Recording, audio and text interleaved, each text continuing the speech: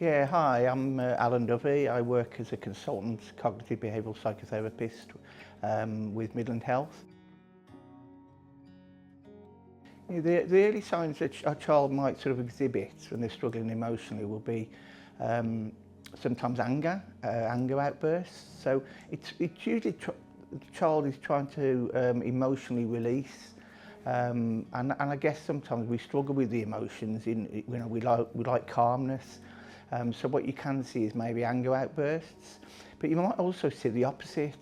So you can have anger outbursts, but the child might also go into themselves and actually withdraw and not communicate with members of the family or their friends, and then becomes more social isolation. So you can see two extremes. I think when they're functioning, it starts to get sort of impaired. So the child is unable to function. So maybe they're avoiding going out, they're avoiding school, they don't want to go and meet their friends. So when it starts to affect their day-to-day functioning, their day-to-day lives, I would recommend really as soon as possible that you get some help. In terms of the actual process of mental health, there's not a different process, but in terms of how we exhibit it, it can be more extreme in children. But to be honest, I mean, I've worked in both areas for many years, and there's a massive overlap. Withdrawal happens in adults and in children, and I think it's something that we need to look out for in children, that sort of withdrawal. I'm seeing a lot of younger people at the moment who are taken to their bedrooms, for instance, social media, just scrolling on their phones. So there is a difference, but in terms of the process, it's very much the same. The first thing to do is trying to build up a relationship with the child. So people don't really talk. Children won't talk if they feel under threat. So if you can't force the child to talk. The more you try and force the child to talk, the more they go inwards. So the first thing you do is you build up a good relationship with that child, and I guess you help them feel safe.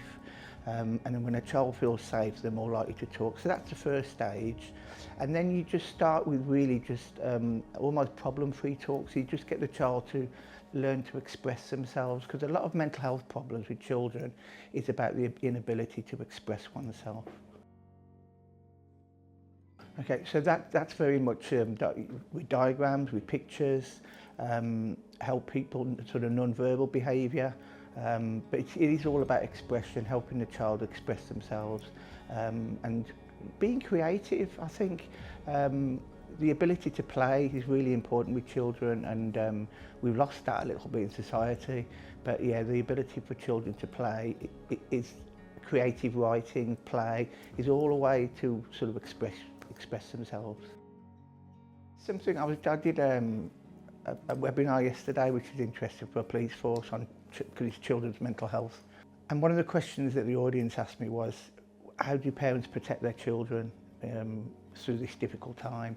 And we had a long discussion, and I think the difficulty that parents have, and I had it, is that you don't want to overprotect your child because they're not learning to be resilient. But then no parent wants to underprotect their child either. And I think the big challenge for parents of children at the moment is that balance between underprotecting and overprotecting. You've got to let your child make mistakes. You've got to let your child have distress.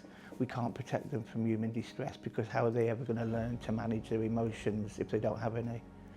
So I think that's a big challenge. As a parent, you are struggling with your child's mental health, and your child's struggling with their mental health, please contact me through Midland Health, and we can do our best to support both you and your child.